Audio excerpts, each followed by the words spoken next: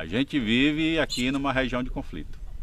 Quão importante é essa atividade deles? A importância que eles têm para exercer a sustentabilidade? Ou seja, é o modo de vida das quebradeiras de coco que é responsável pela conservação do ambiente. O babaçu na vida das mulheres é de grande importância, porque ela traz na vida grandes lembranças. O babaçu, quando produz, ele oferece vários alimentos, não é só azeite, mas o mesocarpo, o artesanato, o azeite para temperar o frango, comer o feijão, o peixe frito. Esse é o babaçu, que quando o vento bate na palha, balança para lá e para cá, e ela diz, não vão me derrubar. Mas hoje ela se encontra ameaçada, pois os grandes projetos estão aí para lhe devorar. E muitos não sabem o seu valor, pegam um veneno e começam a lhe matar. Muitos se aproveita das leis que é implantada, que pode derrubar até 30% do babaçu da sua área. Se esse ano derruba 30%, o ano que vem derruba mais 30%, e no futuro o babaçu vai ficar só na história e a solidão de quem quer lhe valorizar. Ei, não derriba essas palmeiras. Ei, não devora os palmeirais. Você já sabe que não pode derribar, precisamos preservar a riqueza natural. O coco é pobre, grande riqueza, é obra da natureza, ninguém vai dizer que não. Porque as palhas servem para cobrir as casas e já dá para ajudar a maior população. Ei, não derribe essas palmeiras. A situação dessas pessoas hoje ela é bastante complexa, né? Porque elas moram no entorno de um espaço que foi decretado para elas, né? O acesso ao babaçu está cada dia mais limitado, porque há um interesse muito grande dos proprietários em não aceitar o trabalho de gestão da Resex e da preservação do babaçu. Eles acabam ou matando a palmeira com veneno, ou colocando fogo, ou impedindo a entrada da quebradeira de coco através do uso de cerca elétrica nas propriedades, e isso atrapalha muito. E tinha muita violência na questão do babaçu, porque o babaçu era proibido, né? Os fazendeiros não deixavam a gente quebrar coco lá nas terras deles, porque diz que o casco do coco, né, que a gente chama casca, furava o casco do gado e criava doença, né, no casco do gado. E por isso eles proibiam a gente da gente não entrar dentro do babaçual para quebrar os cocos. E aí, essas famílias que têm como ponto de referência para a sobrevivência o uso do babaçu, acabam passando por sérias dificuldades, né? Porque é difícil o acesso ao coco. Hoje em dia eles não aceitam, os proprietários não aceitam mais que se quebre o coco dentro da propriedade, alegando uma série de coisas, inclusive problemas com porteira, com casco de gado machucado com casca de coco babaçu.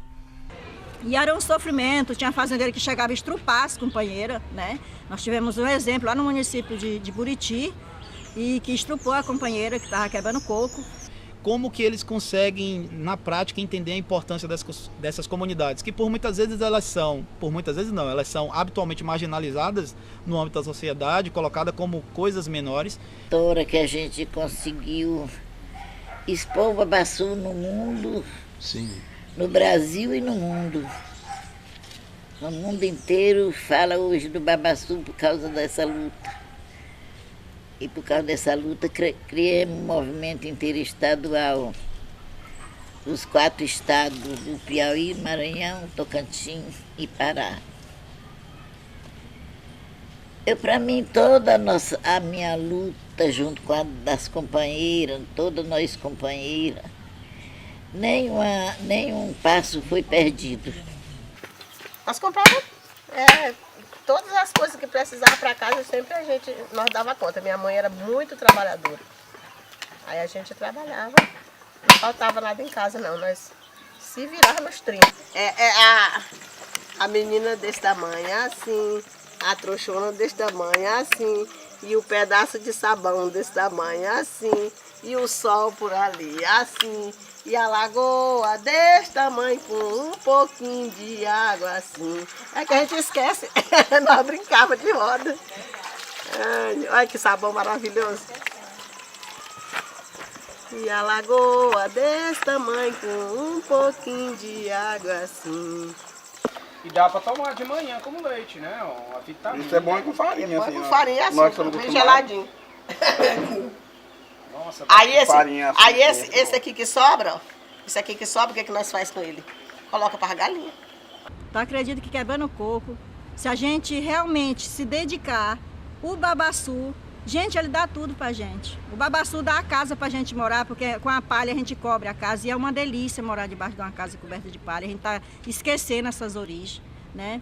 Com a palha você pode fazer os artesanatos, desde a vassoura, desde o palito para despalitar os dentes, sabe? Dá de fazer várias coisas, dá de fazer tanta coisa. E o artesanato, trabalhar com o artesanato do babaçu. O artesanato do babaçu, eu não sei se você já fez alguma peça do babaçu, mas é fantástico porque você faz terapia. Ao mesmo tempo que você está trabalhando com babaçu, é como se você estivesse fazendo uma terapia. E é gratificante, como ser humano, você pegar um coco, uma amêndoa, você cortar ela, você beneficiar ela e você passar por um processo, saber que você passou aquela matéria-prima por um processo e criou alguma coisa, né? Às vezes você olha assim, por exemplo, um mensageiro do vento desse aqui. Sim. A olhos nus você acredita que é uma coisa bem simples de fazer, mas não é. É um material duro. Ele desafia. Ele você. desafia. Como é que eu vou criar uma forma para isso? Como é que eu vou dar uma forma para esse trem que não vira para cá, não vira para lá, que eu que vou ter que estar me ajustando? Ou seja, o artesanato do babaçu, você tem que se ajustar a ele. Trazemos para cá, aí tem o nosso companheiro, que além de sócio, é o nosso cortador oficial, o senhor Deusmar Ferreira, que ele inventou uma máquina. A gente foi até a Tobasa e ficava difícil, aí nós conseguir uma máquina lá, não deu de conseguir, disse que não podia, não deixou nem eu ver ela, para poder copiar, né? A gente copiava, né? Aí não deixou nem a gente ver. Então aí veio necessidade para o artesanato, né? Porque se não cortar as partilhas não tem como produzir. Aí foi por causa da necessidade de fazer o artesanato, aí cortando partilha de uma por uma tava difícil. Aí fui inventando ela devagarzinho fui inventando, fui aperfeiçoando, até chegou nessa invenção aí de cortar o coco inteiro, né? As 4 partilhas. Vai sentar mais 3, 4, 5, 6, 7, 8 mulheres e vai tirar o excesso, a massa do coco. E a amêndoa. E a amêndoa, né? Então já vai para o terceiro processo. Depois de fazer isso, aí nós vamos sentar todas nós em lixadeiras. E nós vamos lixar essas peças de um lado, do outro e lateral.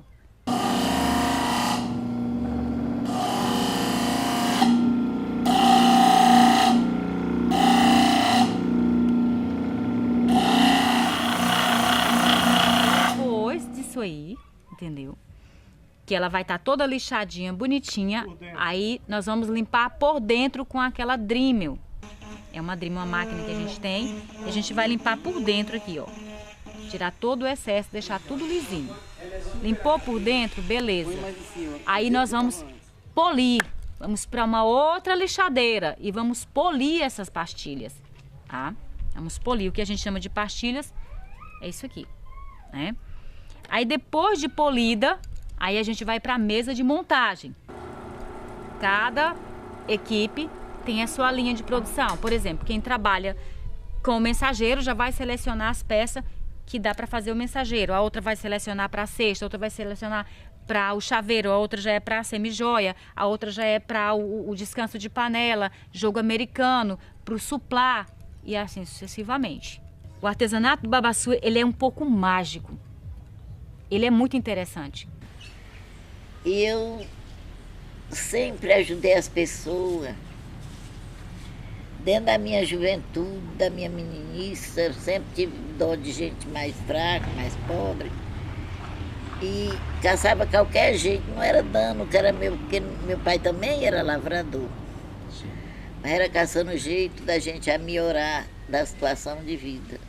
E a gente conseguiu, aí foi assentada essa fazenda, foi assentada 268 assentados lá no PA Santa Cruz. Aí, na mesma época, também teve a Ouro Verde, que é 200 e poucos assentados que foi assentada. Aí teve a Mutirão, que também foi tudo desapropriada, tudo depois da morte do Josimo.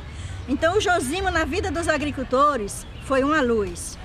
Falar do Josimo é uma coisa assim muito forte, porque antes do Josimo parece que eu nem vivia, eu só passava pela vida. Então, a partir da hora que eu conheci ele, me parece que ele trouxe uma luz na minha vida e que eu me reconheço como mulher, como ser humano, porque nem esse reconhecimento eu não tinha. Quando mataram ele, que era uma pessoa que nós se identificávamos muito para conversar. O padre Josimo queria ter um mundo de paz só de alegria. Sei que muitos falaram que ele trabalhava a benefício da pobreza, porque iam quebrar coco nas fazendas, aí é despejado tudo fora, porque os fazendeiros não queriam. E através disso foi a morte dele, porque aí o povo disseram que ele trabalhava negócio de terra, ele nunca trabalhou de terra. Ele mostrava os direitos que tinha e ajudava os povos que tinham as barracas que queimavam e ficavam as crianças, ficava a família tudo despejada. Aí ele mais a luzinha ia ajudar, aí fazia cesta base e levava para o povo que estava tudo com fome. Aqui sempre tem situação de violência contra as quebradeiras de coco, contra a gestão da reserva, contra as lideranças, né, da associação, do sindicato. Se colocar um fio energizado numa cerca impedindo a pessoa de entrar é uma situação de violência. Se ameaçar uma pessoa com um cavalo em cima dela, quando ela está coletando coco no mato, também é uma situação de violência. Dizer, como tem históricos aí, registros inclusive, de que cada quebradeira de coco que entrasse numa propriedade, o fazendeiro ia deixar um filho nela, também é uma situação de violência. Quer dizer, são situações de todo dia do cotidiano, silenciosas, muito, né, sempre, né, silenciosas. Quando a dona Raimunda estava mais nova, lá em São Miguel, a gente conseguiu até uma pequena indústria, né, para tirar o azeite. Só que aí é o grande comendo o pequeno. Aqui tem a Tobasa, que é uma empresa que compra babaçu na região. E a gente tinha a associação que também comprava os cocos da nossas sócias, das nossas quebradeiras, né, nós, né? Vendia para a associação. Só que aí a Tobasa tinha mais dinheiro, ia lá e comprava mais caro o quilo. Aí foi quebrando a associação, porque é uma estratégia que ele usa, né? Aí quebrou a associação, assim, nesse modo de comprar o produto das próprias quebradeiras. Eu pretendo que essa entrevista que eu esteja dando para vocês aqui seja uma maneira que alguém tenha compaixão de me ajudar ainda a fazer esse memorial e também o Viveiro de Muda, que se eu morrer e esse memorial estiver pronto e o Viveiro de Muda estiver funcionando, olha, não tem mais coisa melhor do que eu levo na vida. É como se eu morresse antes de criar o MIC-CB, ou antes de criar a federação, ou antes de criar o sindicato, para mim saber que está deixando uma coisa aí para o povo. Assim, o que me move é ver que, apesar da idade dessas mulheres, há ainda uma esperança delas em ver esse espaço aqui à disposição delas para continuar fazendo o trabalho que elas sempre fizeram a vida toda. Se você conversar com a quebradeira de coco, todas elas, indistintamente, vão dizer: eu comecei a quebrar coco com 5 anos de idade. Então tem quebradeira de coco com 70 anos de idade que continua quebrando coco até hoje. Isso acaba motivando a gente a pelo menos contribuir para que isso se mantenha, né? Para que essa chama não se apague e as pessoas continuem pelo menos com essa esperança de que um dia elas terão um espaço para praticar o extrativismo de uma forma mais ampla e restrita e sem nenhum medo, sem nenhuma violência em redor delas. Mas hoje as mulheres, elas tiram o azeite do babaçu, elas têm a associação regional e interestadual também, que é dos 3 estados, Piauí, o Pará, o Maranhão e o Tocantins, né, que essa associação representa. Cara, o principal ensinamento que eu tive aqui com as quebradeiras de coco, de um modo geral, que são muitos, né? São coisas miúdas que fazem um enriquecimento do aprendizado, mas o principal aprendizado que eu tive, assim, em loco, foi que de fato são essas comunidades, que no Brasil a gente tem extrativistas de um modo geral, quilombolas, ribeirinhos, mas eu pude ver aqui em loco que de fato a conservação ambiental é feita por esses povos, né? Porque eles vivem do babaçu. A gente está no bioma cerrado, né, com uma influência muito grande de mata de cocal, né? Você vê que tem muito babaçu e a importância delas é porque o trabalho da quebradeira de coco ele contribui com a manutenção e preservação desse bioma. Em função de quê? De que ela vive exatamente disso. A palmeira de babaçu é a fonte de renda da quebradeira de coco. A gente já teve, né, quando o Lula, em 94, o Lula veio e entrou lá nessa fábricazinha de babaçu, lá em São Miguel. E quando ele assumiu, as mulheres, inclusive foi, nessa época as mulheres teve a lei do babaçu livre, né, que tem hoje em nível nacional a lei do babaçu livre, que conseguiram, e vários benefícios, inclusive para ela ser reconhecida como trabalhadora rural que tem o direito de aposentar.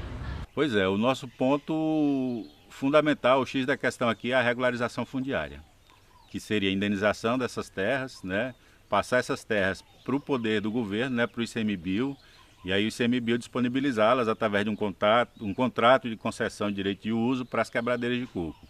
Esse é o X da questão, essa é a nossa luta, esse é o nosso trabalho, que infelizmente ainda está bem distante de ser aquilo que a gente espera. Então, a lei do babaçu livre é como eu falei, né? As mulheres não podiam entrar, era impedida pelos fazendeiros de pegar o coco, de quebrar o coco. Aí, a partir da hora do babaçu livre, ela pode pegar esse coco. Se o fazendeiro não aceitar ela quebrar lá dentro, mas ela pode retirar e quebrar na beirada da cerca. Há um dizer deles aqui, das próprias quebradeiras de coco, que a palmeira de babaçu para eles é pai e mãe. Então, você vê a importância disso para o modo de vida de uma pessoa e a importância ambiental de uma condição de vida dessas aí que hoje a gente está penando muito em função de toda a degradação e da ausência de respeito para com a natureza e da boa vivência do homem com a natureza. Os holofotes foram todos para o capim dourado. Merecido, sim, porque é um artesanato extremamente fantástico, isso aí eu não vou dizer que não. Mas eu acho que devia começar por aí, dividindo os holofotes. A quebradeira de coco, ela mantém essa relação. É uma relação de mulher, né? Palmeira, quebradeira de coco, preservação da natureza, é uma coisa bem interessante, bem bacana de se vivenciar e de se trabalhar. A gente às vezes vê assim, mas é diferente do que eu pensava, isso aí não é sustentabilidade, né? Então assim, pra mim, foi um momento assim, momentos, experiências de conviver, de ir lá, de ouvir narrativas dos extrativistas, de ouvir as experiências de vida deles, e através disso eu pude perceber quão importante é essa atividade deles, a importância que eles têm para exercer a sustentabilidade, para praticar a sustentabilidade. Então, assim, foi um aprendizado muito grande mesmo. Esse documentário aqui que eu estou fazendo tem que ser mostrado para o mundo inteiro, para que todo mundo veja que o babaçu não é uma coisa jogada, não. Que o babaçu não pode ser desmatado, porque o babaçu, além dele trazer um oxigênio perfeito para a gente, ele é a renda principal da família dos pobres. E a palmeira não se perde nada. O nosso povo é pobre, porém na luta é nobre. Eu quero ver esse povo bem feliz lá dentro de São Luís, dando um grito de animar. Eu quero ver a força da união, gritando para os tubarão, para o coco libertar. Vamos organizar, vamos organizar.